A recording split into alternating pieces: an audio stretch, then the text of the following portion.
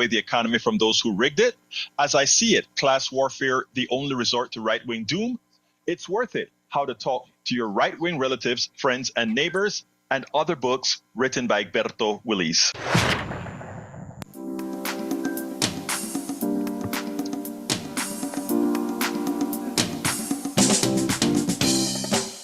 Welcome to Politics Done Right. My name is Egberto Willis, your host. Good morning, Houston. Good morning, Harris County. Good morning to the great state of Texas, and good morning to the United States of America. Good morning to the entire world receiving the signals from our great internet created by whom again? We the people, your innovation, your intellect. It's what created it, but now controlled by the billionaires like most of everything else that we will in the long run recover. Anyway, folks, before we get started, we move on to the great folks in the studio. And I don't use the word great folks in the studio lightly. I mean that from the depths of my heart for people making this happen with the utilities that we have. Buenos dias, los hermanos in the studio. The utilities of tin cans and string. The Yes. marvel of it. And the Dr. Frank can and string that makes it all work. Well, no, heavens. I just put wires together and pray. That's about what I do. Thursday, the 13th of March, 2025, just a little after 6 o'clock in the morning, and we are KPFT Houston. And let's see, I have nothing to rant about today. Mainly because I've been staying away from the news. It's depressing. Oh my God, no rants from you? Oh, madre mía, ¿qué está pasando? Anyway. Well, I've been actually working on computer systems. I've got a new one that I just put together, programming it. It's going to replace our weaker sisters. One that has been in service for a couple of years, it's tired. It needs to go retire for a while. But we'll keep it around for a backup. But anyway, Jack has a whole page of wisdom this morning, and I think we should get to that. All right. Let's hear from Jack. Good morning, Egberto. How are you? Good morning, my brother. Talk to me. Okay. International push for consumer boycott of U.S. President Donald Trump is pushing policies that are hurting the citizens that voted for him. He is turning allies of America into trade war enemies. Our allies are planning to boycott U.S. consumer goods. This will serve to alienate and isolate America from the rest of the world. If American consumers would consider using a consumption boycott to isolate Trump and his cabinet of billionaires who are not qualified to handle the machinery of government, America just might escape the downward economic spiral President Trump has put America and the rest of the world in. Well, this is of no big surprise, really. Beware of awakening an angry democracy. Franklin Roosevelt said it himself. He goes, beware, an angry democracy waking up is a powerful thing. Yes, that's paraphrased. That's paraphrased from Franklin D. Roosevelt. But, if you look back, and I'm starting to look back at Roosevelt's policies, this man was incredible. Yeah. He said, I've got a depression. I've got a country that's in a mess. I've got to get it out. So where's the next FDR? Because Trump ain't going to be in office that long. Not at all. And, you sit down and you wonder often, are these guys serious, or what is it that's their intent? Because, a fifth grader understands that we're in trouble. But anyway, today is Thursday, which means it's Neil Aquino's day. That is the founder of the Houston Democracy Project, HoustonDemocracyProject.com. Notice I always call that out because I want people to realize that they have a place to go when they want good info, good local info mostly, but he covers just about everything. Good morning, el señor Aquino. ¿Cómo estás? How are you doing, my brother? Very good. Good morning. Good morning. Global audience, radio audience, streaming audience, chat room audience. Great to be here. And Trump Trump is awakening. The Canadian election, it looked like the Conservative Party was headed to an easy win. That's not the case anymore. In Greenland, they had parliamentary elections, and they made clear they don't like Trump. And I have seen a few stories. I saw one story suggesting that the alt-right was in trouble, or I don't know, in trouble, but stymied in Europe. And that folks are realizing they do not want to spend their lives as a colony of the United States in Russia, and they are rethinking. So Trump is mobilizing folks, and we'll hope that mobilization comes here. I actually think it's interesting that the favor that Trump is doing to you. There's something that conservatives talk about that I learned to be true, and that is if you just allow, they put it more in a harsher manner. Oh, people, if you give people free stuff, they don't work. I mean, that's not quite the story for most people, but it is a story for a certain percentage of people.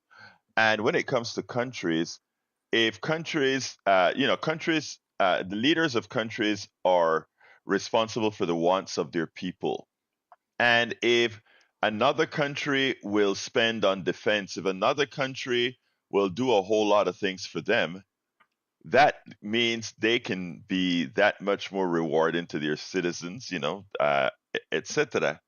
I honestly think that the United States, by no longer coddling, and I don't use that word negatively, but by no longer coddling Europe, it is going to result into a net positive for Europe in that they are no longer going to be linked with the United States in whatever, during the Iraq war, they were linked to the United States. During all the wars that we want to have, they are linked to us. Not that they weren't a warring people, but they aren't so much anymore.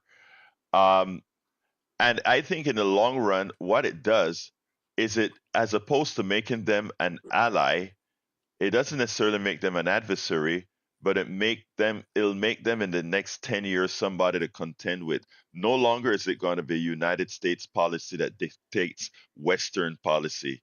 There are going to be two Right. poles dictating Western policy. So we'll see what happens going forward.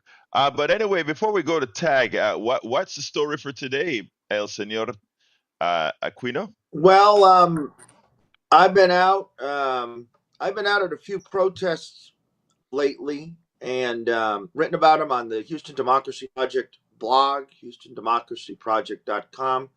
A couple Saturdays ago, I was at a protest of elected officials. So it was kind of a press conference as much as a protest, but they call it a protest. Mm-hmm. And Al Green was there. And Al Green was in the news for getting kicked out of the House of Representatives. And I think the interesting thing about Al Green, these elected officials who were there, Gene Wu, Molly Cook, and we should thank him for being there. But Green is calling for protest. Green is calling for MLK-like protest, and I just wanted to put that out there. He is one of the few electeds who is saying, "Don't defer to me. Don't wait for me." He said, "Don't wait for Congress to act. They're too weak-kneed." That's exactly what he said. So I think it's important to say that for people to know that, and these electeds who stand with him, we appreciate the ones who do, because most electeds didn't show up for that event. The Bishop Dixon was there. He said they had invited them all, but that's what they're saying. So as this goes on, and as we end up in the streets, it's important to know. I went to a pro-Ukrainian protest at Post Oak and Westheimer. That's that big Starbucks across from the Galleria. And they had about 115 folks. And let me, as an aside, tell you, there sure is a lot of red light running. I encourage our police, if you want to stop, if you want some traffic safe, please go to Post Oak and Westheimer. And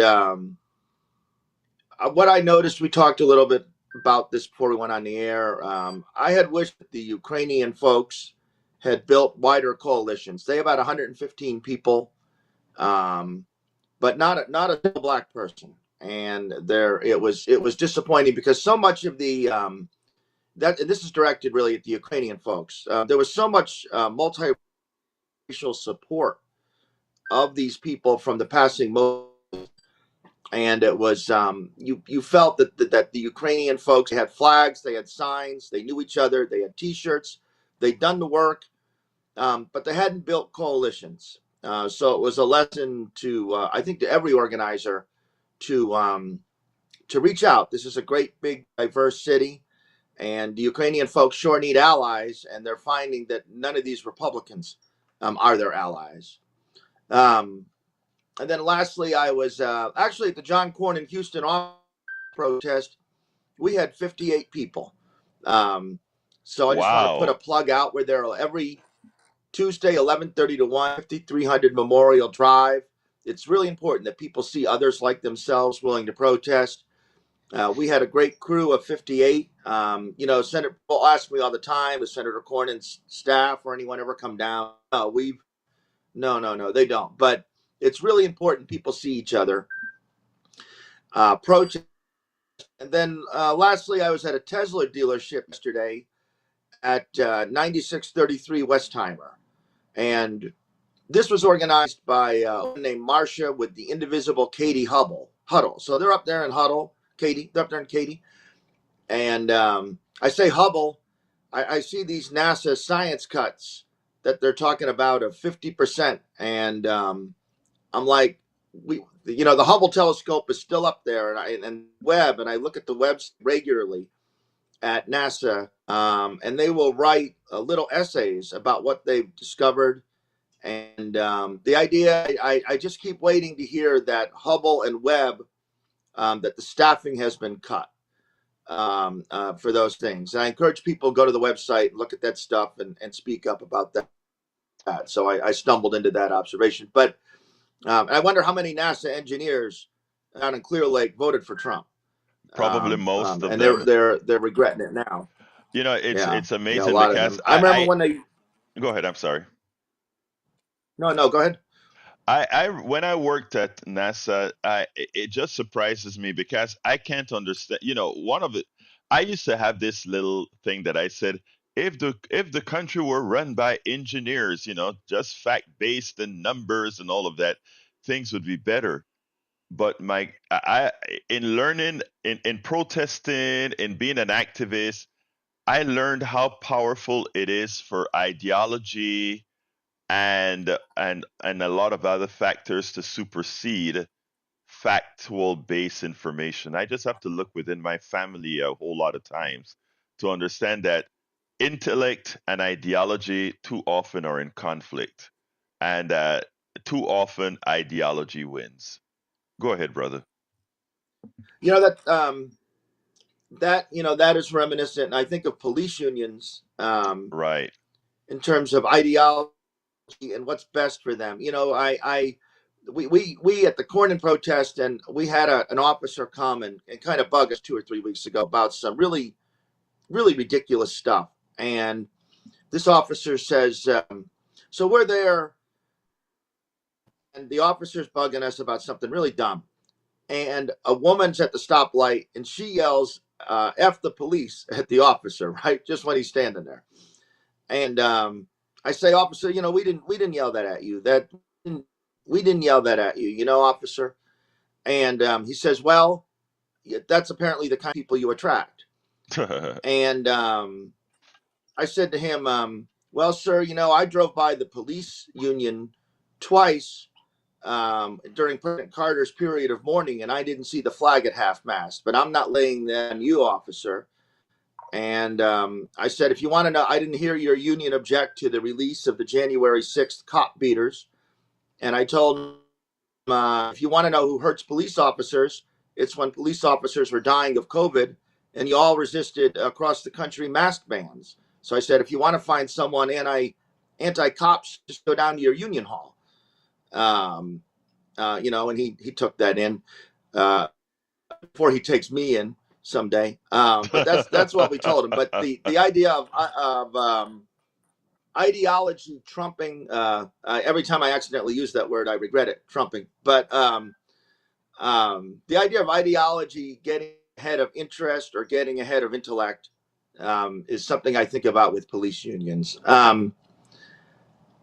And then, so I want to make the point with the Tesla dealership. So Marsha and Indivisible Katie Huddle, and the next protest will occur when you organize it. That's the point. The next protest, people will say, "When's the next protest?" Let me ask you to The hold next on that, action. Look, that's your second block. Let me ask you to hold on that one. Let's bring Tag in, and then great, let's talk about your second block thereafter. great, Tag, come on in, my great. dear brother. And folks, the telephone number is 713-526-5738. Again, the number is 713-526-5738. Brother Tag in Michigan, how are you doing? And before, I want to welcome Joe from Los Angeles, California. Welcome, Joe. Talk to me, Tag. Well, the first thing I want to say is call that phone number that Egberto just mentioned and donate to the station. Maybe we can get rid of the August drive too. Hey, you know what? If we could do that, that would be great. And that starts from people just giving continuously as they hear our show. We would actually not need fund drives. Thank you for that, Tag. That is such a prescient statement. Anyway, what's up, my brother? Well, I love that Neil Aquino has come on today and talked about protests because that's what I wanted to talk about. Let's hear it. Not, you know, there are probably I see the military, the veterans, being very deeply vested in this MAGA movement. But I just saw an article this morning that the veterans are now planning a protest Saturday in Washington to protest the loss of our constitutional rights. And I think it's very important that we start watching the veterans and maybe even going to Washington and supporting them in their protests. I expect to see it'll be a monthly or weekly protest here pretty soon from our veterans. And I think that needs to happen. And it needs to happen because if they're protesting, they're going to wake up the MAGA veterans to flip the switch here. So what do you think? Actually, I think that is such the great idea because right now, I don't know if you listened to the show that I did when I spoke about the problem with protesting and the excuses that Donald Trump will use to declare martial law. And that is, he already, within 90 days, he's supposed to receive a report as far as instituting the Insurrection Act, okay? And that will give him authority to do a whole lot of things outside of the Constitution. Now, the thing about it is, when you're working outside the Constitution, the only way you enforce that is via the military.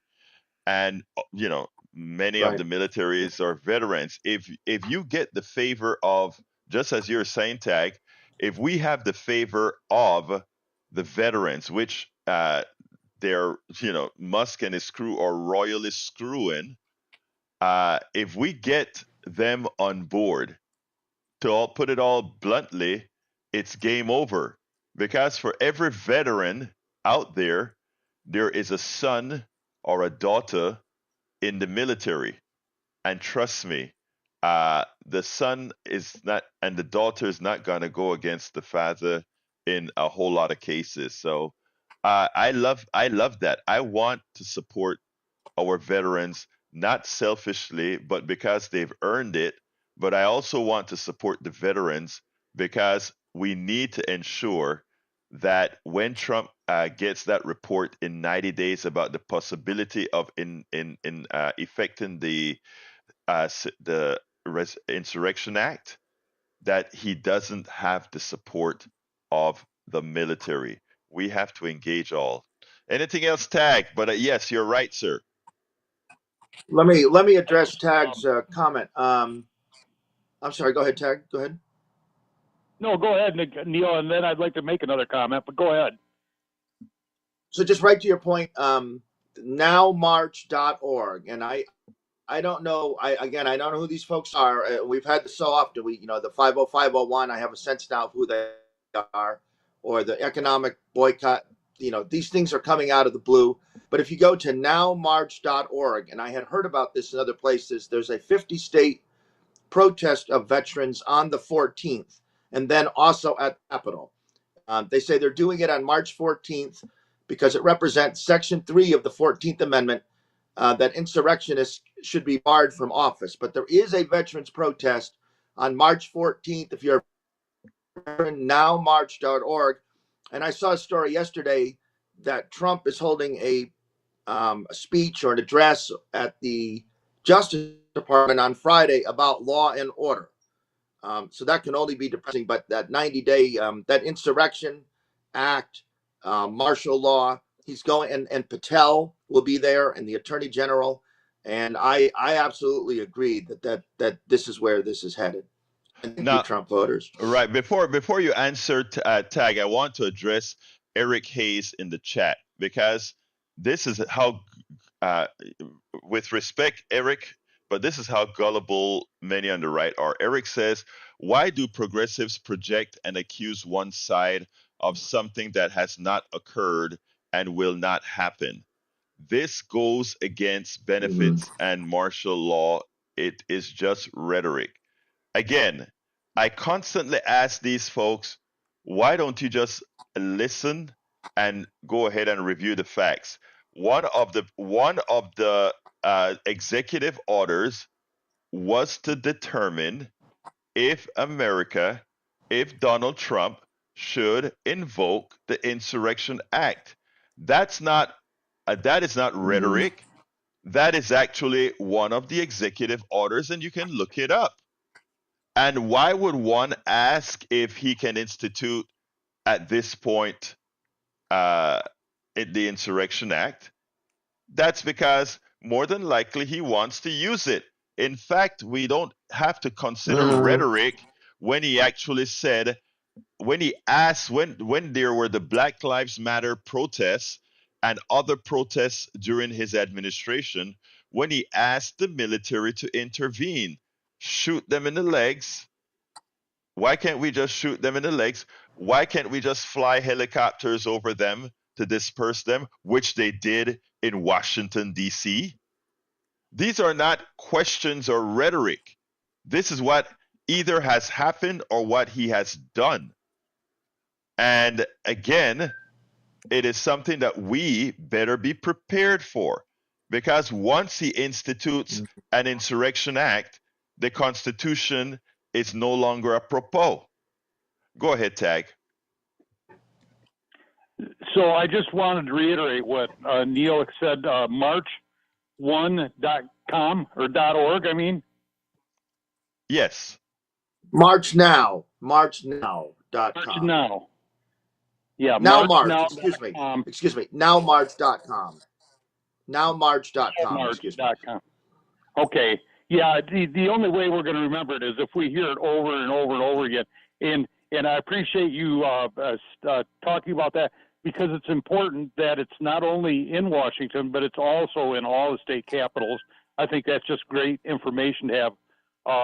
And I still can't remember it. Say it one more time, Neil. Okay, let me back up, because Neil said .com. Nowmarch.org. Yeah, .org, not .com. Oh, .org. I'm sorry. Yeah, .com takes you I've done it somewhere wrong every else. time. It's nowmarch.org. Excuse me. Nowmarch.org. Excuse me. Nowmarch.org. March.org. Yeah, and Yeah. the last thing I want to say is that I hope that everything that's supposed to happen on Friday the 13th happens to Trump and MAGA tomorrow. There you go, boy. Well, thank you very much, Tag, and you have a wonderful rest of your day, sir. All right? Good day. Thanks. Bye. All right, let's get to Bruce. Come on in, Bruce, line number 2. Good morning, Alberto. Good morning, my friend. Talk to me. Yes, I didn't call in yesterday because your show was so excellent. I didn't want to interrupt it with my dumb stuff. But anyway. Wait. First of all, thank you. Secondly, you never come on here with dumb stuff. And for all of those that are listening, if there's something that you really want an answer to, or something that you want to put out there, this is a people's program, man. 713-526-5738. Continue, my brother Bruce. Yeah, but something at the end of your show irritated me to where I had to call in today. So I have about 3 or 4 quick statements to make. When someone tells you to go back to another country, they're talking about countries that are dictatorships or oligarchies or both, which is what Trump is trying to set up.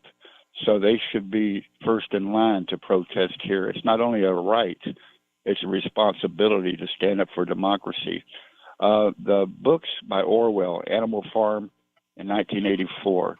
An Animal Farm, the pigs are all partying in the ranch house. That's what these oligarchs and Trump look like to me. That's what it looks like in a dictatorship to me. We're not going to be boxed to the horse. In 1984, with no dissent, you had to accept Big Brother. Big Brother knows everything. Donald Trump's not my big brother. We have nothing in common except maybe both of us have been called Bud Ugly. And then the other thing I need to say is during the Carter, Clinton, Obama, Biden years, I heard a lot of dissent from the right. And I never walked up to one person and said, "You don't like it, get out, pack your bags, there's the door." I didn't. All right. But when they want to complain, it's like, "You don't like it, get out." That's wrong. And the other thing is nobody has told me, maybe because I'm a senior and they respect seniors, or maybe because I'm white, but no one has told me to my face, "You don't like it, get out." But they say it to you, a highly educated black man from Panama. They tell you, if you don't like it, why don't you move to one of these places? Now, there's something else going on there. Let me just say, Bruce, I want to thank you. You notice I don't necessarily say it because it's just overbearing to just say, point out realities. But I'm going to tell you from a black person, from a person of color's perspective, when an older white guy like you are able to see those differences, it makes a difference. Not first of all, it warms my heart, but number two, you are instructional to a lot of other people's blindness. So thank you for saying that. Continue, my brother. Yeah, I like I say, I didn't have a whole lot except when I heard that, I got ticked off, and I got a piece of paper and I even wrote a note down to myself to make sure and call in today, because they want a double standard, and I'd get so irritated by that. But I'm gonna go ahead and get off. But I just wanted to tell you that's a point that I think is very important. Is you have dissent on the right when we're in power, but they don't want dissent on the left. It's like, get out of here. And that's a double standard. Thank you, brother. You have a wonderful rest of your day. All right? Okay. Thank you for letting me call. Bye. Absolutely. All right, Neil, Thank you. your second blog that I kind of interrupted you on. Oh, no, great. Thank you. Real simple. The next protest will occur when you organize it. It's really that simple. The protest yesterday at Tesla, where they had about 27 folks organized, really with just 1 day notice, just done by a woman and lady. Remember that the First Amendment is your permit to protest. Use your social media platform. Contact your friends. Think about what you want to do, where you want to go. I will hear so often the question, when's the protest? On Facebook, if I had a buck for every time I've seen where are the protests, wherever you organize it, that's where it'll be. Everyone has the capacity to act. And if protesting isn't for you, you have the capacity to organize folks going down to City Hall, going to the school board meeting, organize calls to your elected representatives. Organize something. It's not that hard. I know people have limits, but the next event, the next occurrence, the next protest will occur when you organize it. And I encourage you to do so. I think that is such an important message. I mean, I pointed out I wrote an article this weekend titled, and it actually got a hell of a lot of traction. United progressive activists must do what the Democratic establishment has failed to do. And one of the things that I wanted to Yeah. point out is that it's not going to come from these leaders. It's going to come from all of us actually going out and do that. And what I did is I separated the actions into two groups. And actually, Neil, I used in this article that I wrote, I used the activities that you are doing as an example Mhm. of what groups can do. I had 5 items that activist movement organizations should do. And the one about you, I put create reasons to meet in person to fight despair and promote action. Arrange frequent events Mhm. like what Neil Aquino of the Houston Democracy Project and other activists have been doing. They have been picketing Senator John Cornyn's office once a week for 422 consecutive weeks and counting. I think by now it is 423 because I think 422 was this where next week will be 423. Yep. next week will be 423. And that is one of the actions. But then I had a whole list of 5 actions for individuals to do. And, I want you to take a look at that. That's in my newsletter dated March 10th, 2025, March 10th. So you can always go to politicsandright.com/newsletter and go to that newsletter. United Progressive Activists must do what the Democratic establishment has failed to do. Let's go ahead and bring Brother Patrick into the discussion. Patrick, you're on. Hey, good morning. Good morning, sir. Well, I wanted to follow up, Bruce. The idea of telling somebody to leave the country is unoriginal. It doesn't show much thinking. In fact, it's counterproductive, and it is actually what is happening right now because all of these highly trained federal workers that have committed their lives to serving us have probably had it with us and are leaving the country, and that means that they're taking a trade with them, and that they're going to strengthen a different economy and a different country, while this one further weakens. We are exporting our brightest, and for some reason, the most mediocre people around us think it's good. That's all I have to say. Oh, and you have a message for Brian for me. Yes, yes, yes. Why don't you give that message? It sounds better the way you said it. I don't remember exactly how things went down, but Brian was criticizing you for being critical of the United States. We should always be critical of things that we like and we enjoy because we want them to improve. And he made the simile between the actions that you're doing. He was saying that was going to lead to the type of government and society that they have in China, where people get scooped up and moved against their will. And that's exactly what the president's doing right now. He tried to disappear somebody 2 days ago, and he's very excited to tell us it's the first of many arrests. That arrest was unconstitutional.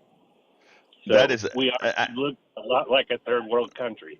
yeah, Patrick scolded me yesterday. It's like, why didn't you come back with that statement? That just happened. And I'm like, Patrick, that's why we have the best callers, the best listeners on the planet. Because if I don't catch something, you will. Anyway, thank you, Patrick. See you at 3, my brother. Yes, sir. All right, let's go to Johnny. Come on in, Johnny, line number 2. Thank goodness for you guys. I swear to God. And especially your guest today, Neil Aquino. Neil Aquino, thank you for what you said. You jogged my memory just now. You reminded everybody that your permit to assemble and protest is in the First Amendment, your free speech rights. So here's my question. Right. I'm 65, and I don't remember when this happened, but I'm pretty sure growing up as a kid and a teenager that we did not need to go to the police department and ask their permission to assemble with our friends and relatives in public to protest something that was important to us. So let me ask you, when did this start? Did this start in the Reagan years that we had to have police permits to protest? What's the history of this stuff? Please educate us, because I'm Well, all I can I'm speak. ancient confused. I can't speak. Go Okay. ahead, Neil. I can't speak something broader than Houston. I speak very quickly to my experience. Most people before they protest do not ask for a permit. It's been my experience. You do need a permit for sound amplification. You do need a permit if you want to take over or march in the street. That permit will be denied.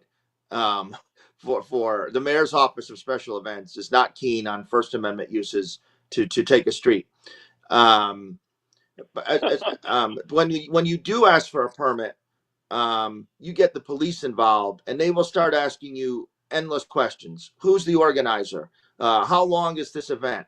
What are you trying to accomplish? If your protest is big enough, there was an event for 3 years called the March for Black Women at Emancipation Park, and it was or the Women's March for Black Women, and it's kind of spurred by the Women's March, and they would go to the permit office, and they were forced to hire so many cops. They were forced to just spend thousands of dollars for these cops for this crazy police presence that to me had no other genesis but that these folks were black. So Wait a minute. for a Let me get this matter, straight. go ahead. I'm sorry. Let me get this straight.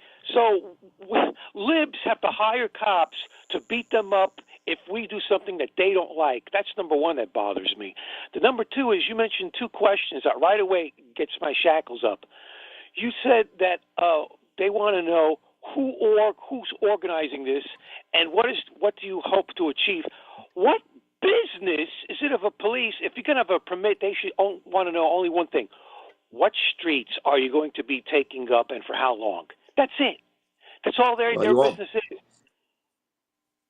This is ridiculous. We have so many things in this country that we have to work on. We have to define the job description of the U.S. president and vice president. We have to.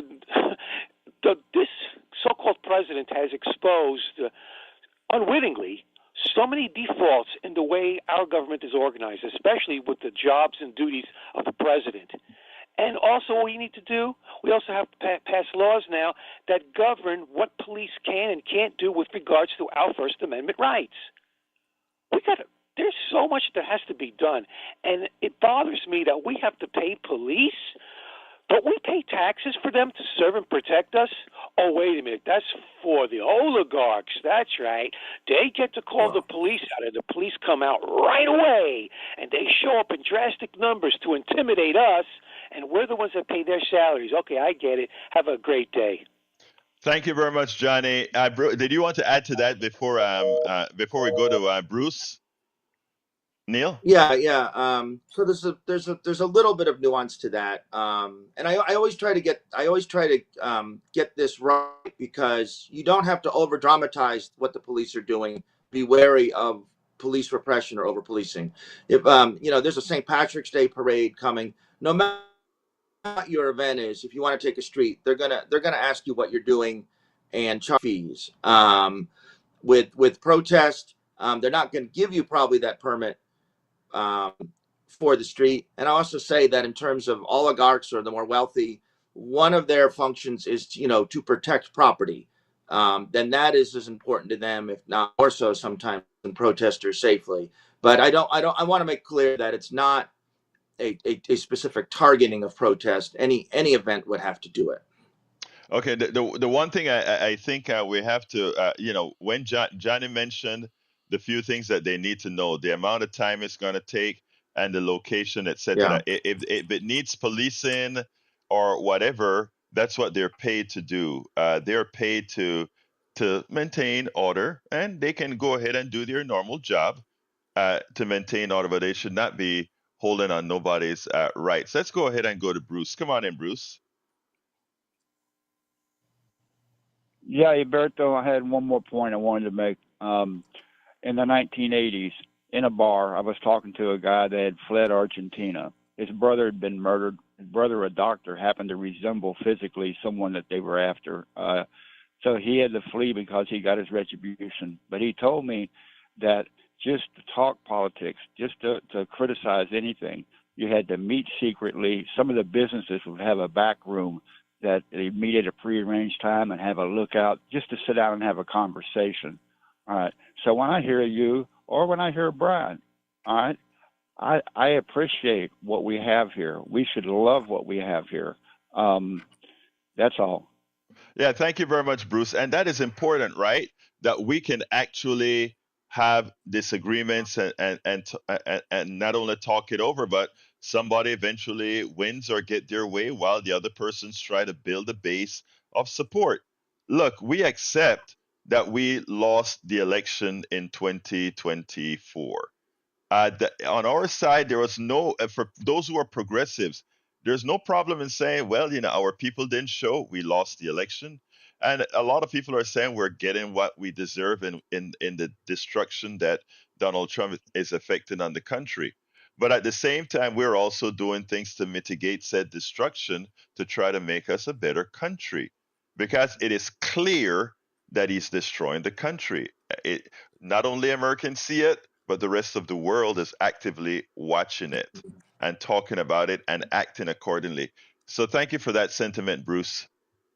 Let's go to That go ahead. comment that he's destroying the country.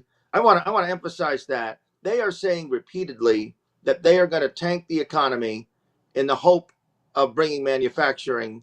That's bad. That's what they're saying. I mean, it's important that we really define what's going on so we can fight it properly. They really are talking about destroying the country. They are talking about using the Insurrection Act. None of this is hyperbole, and it can be difficult for decent people to get their heads around it because most people's hearts aren't this dark. But that it's true.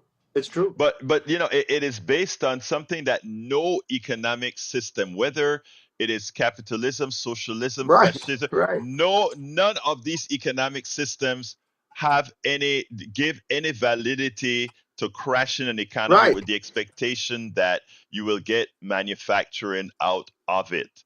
It makes no Right. sense. It makes the same sense that supply side economics will somehow trickle down. The reality is Right. you should always have economics based on what the masses want because that is the only thing that is sustainable. And the And this is actual 5 times as destructive. exactly. I Yeah. think our brother Brian is on the line. Brian, come on in. Yes, I'm here. Good morning. Good morning, sir. First off, President Donald Trump never ran for political office, and the first time he did, he won the highest office in the elected United States of America. All right, can I interrupt you to ask you why is that a good thing? Okay. The second point is he probably just made a ceasefire between Russia and Ukraine, and you're talking Okay. about the economy.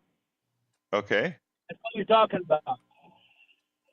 Okay. Let me qualify. He Oh. went to the DMZ. Okay. He met escorted to a dictator to try to get peace in the region. And you talk about the economy. Yeah. Everything that is good, it's bad. You'll turn Well, something bad. Anything he does. Brian, none of what you just said was good. None of what you said was good. And let me elaborate one at a time. Number one, you accuse us of speaking about the economy, something that affects all Americans, over him becoming the first. That as he was the first time he ran, he became president. That's not a good thing. Government is not business. And that is the biggest problem that oligarchs would like you to believe. Government is not business, they serve different purposes. I don't want a heart surgeon working on my femur. I don't want a brain surgeon working on my heart. Government is one thing, and business is something else, and they may share a few things in common, but mostly they don't. Businesses' sole purpose is to make a profit for its shareholders, not government. Government is not there to make a profit. Government is simply there to serve people at whatever it costs. Second, when we talk about what occurs in that he made a ceasefire between Ukraine and Russia, I suggest you look at the news today because Russia is balking, and Russia says no peace until 2026, and Russia always as well is saying all the land that we have captured illegally we must keep. So be careful when you give credit for this non-existent ceasefire in Ukraine. Thirdly, when you speak about going over to North Korea, well, if North Korea was really a friend, why will North Korea, and listen to what we had to say, why will North Korea be one of the supplier of several items to Russia to assist? And secondly, why would you even consider working with, I mean, not South Korea, North Korea is what I'm talking about, North Korea. Why would you use North Korea as your frame of reference? Is it that MAGA has gone so, I'm not going to use the word, that the standard is North Korea? Come on, man. Continue, Brian. What else do you have to add? Okay, what you said is totally brainwashed. Okay, you want the government to run your life? No, the You want government, the but government to keep prices? you know, I put it this way: if You want I the had government some, wait, if I had somebody to run a life, it sure wouldn't be a corporation. In other words, if I had the choice of government, we the people, or corporations, we the rich shareholders, oh, it would be the government. But that's not what I'm saying. That is what you are been trained to hear. But that's not what I'm saying. I said government has a purpose, and it's different than that of corporations. Corporations aren't there to help you, Brian. Okay? And any yes, they day, are. Yes, they no, are. no. Corporations are, again, that is your complete misunderstanding of our economic system. And that is, you are Well, I do willfully, have a complete wait, understanding. no, I do sir. have a complete understanding My of the brother, government may I and how it. finish? How, yeah, May I finish? yeah, May go I ahead. finish? May I finish? You don't understand capitalism. You don't understand business. If you simply read the books on capitalism, it'll tell you what drives it. And there's nothing within humanity that drives it. And if you go to a business school, they'll tell you that as well. There are external forces that The they consumer. relegate. Sir, let me finish. There are external forces that relegate other things. But so no, you're absolutely wrong on that, sir. But I gotta go, Brian, because I Consumer. got two other The calls. consumer drives the product. That's false again. And if you believe in supply side economics, that defies exactly what you've just said. Supply side economics says I provide the supply and then the consumer will consume said supply. That's the definition of supply side economics. The masters tell you what to do. We'll talk tomorrow. Let's go to Augie. Come on in, Augie. Hey, good morning. Yeah, well, I was just going to call about Brian. He was talking about his wife in China, and she was had to eat flaxseed. And well, what about here in America when the Republicans are denying food for the children at school, Mm-hmm. when they're denying care for the citizens that are broke, that they don't have money to feed their family, and the programs that the Republicans are cutting help feed the family, and and the things that the Republicans are doing are raising the price of eggs and everything else, the products that and food that people need. So he was talking about that, and he was talking about China, the communist leaders, and Trump admires the communist leaders. He admires how everybody stands up when they walk in and how they obey the communist leaders. That's what Trump wants. He wants us to be just like communist China, that his wife fled. And so when he's complaining about his wife eating flaxseed and fleeing communist China, that's what Trump and the Republicans are doing to the United States. Yeah, I mean, it's hard to, that transition that MAGA has made from supporting America freedom and all these things to what Trump has turned them into. I find shocking. Neil, don't you find that shocking? This transition from freedom to these communist, oligarchic, fascist loving folk now? I'll just say, my father died 14 years ago yesterday. He was a soldier in the Korean War and had taken some pride in bringing wasn't boastful, took some pride in bringing some democracy to South Korea. And I have called our Congress people and said, now you embrace North Korea, you're spitting on my father's service. There you go. It's just unbelievable. I just find it ironic. Anything else, Augie, before I jump to Patrick? Yeah, and my father was there at D-Day and Battle of the Bulge too, and the battles in between, and he fought the Nazis. And I have guys that I went to high school with, and they were pro-Trumpers, Republicans, and they were talking about how they, they didn't go to the military during Vietnam, but I did, and they were proud of our military. And I used to say, what about some hypocrites? You had a chance to serve and you wouldn't do it. You'd rather have somebody else fight. And in fact, we have, it's so hard for our recruiters to get Americans to join the military that they had immigrants join our military. It was immigrants that fought for us in Afghanistan and Iraq. I think they had like 1,600 active duty military. It is amazing how little, it's amazing, Augie, how little. Oh, I'm sorry. Spoke over you. Yeah, but that's okay. It is amazing how little folks realize that there are a lot of Panamanians that came over and died in Korea, came over and died in Vietnam, came over and died during World War II because America was actively recruiting them all over the world. And they don't tell you that about these immigrants, right? But yeah, we've been doing that for a long time now. But Augie, I'm running out of time and I need to get Patrick in one more time. Okay, brother? All right, thanks. You have a wonderful day, sir. And thank you for your contributions. Let's go to Patrick. Come on in, Patrick. I just wanted to help out Brian. I wanted to point out that Putin has a history of using ceasefires for strategy to shore up and reorganize and replenish front lines. Yeah. So if you were to cut off the supply of arms to Ukraine and then demand a ceasefire, it would look an awful lot like you're trying to support an invading hostile dictator. And I also would like to point out that a Russian asset wouldn't be worried about meeting Putin without protection. And the KGB agent from the 90s said that he was groomed as an agent, and he's acting like an agent. And reports from both the CIA and the FBI indicated that he is a Russian asset. Trump. Yeah, we know that. But look, thank you very much, Patrick. And yes, Brad, listen to what he has to say. Thank you very much, Patrick.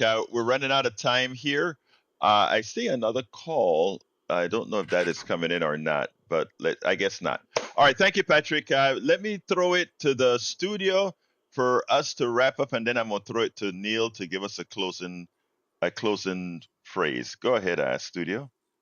Okay, well, we're here. Brian, think, man. Just stop and think. And that's all I got to say.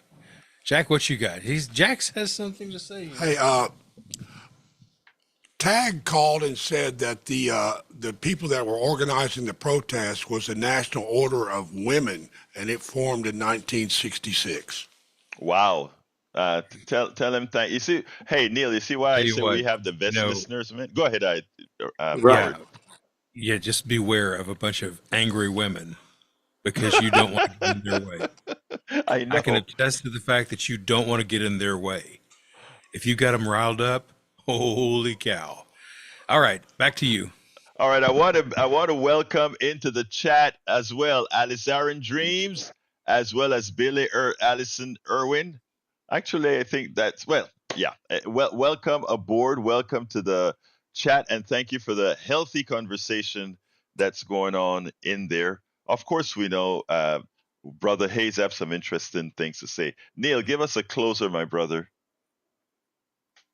Great, great. Well, thanks for having me on again each Thursday. And go to HoustonDemocracyProject.com. I write about local politics, and as I say, authoritarianism will require a local infrastructure. It's going to take local officials, politicians, to implement Project 25, the Insurrection Act, all of it. So follow, hold accountable your local elected school board, city council, no matter how small your town is.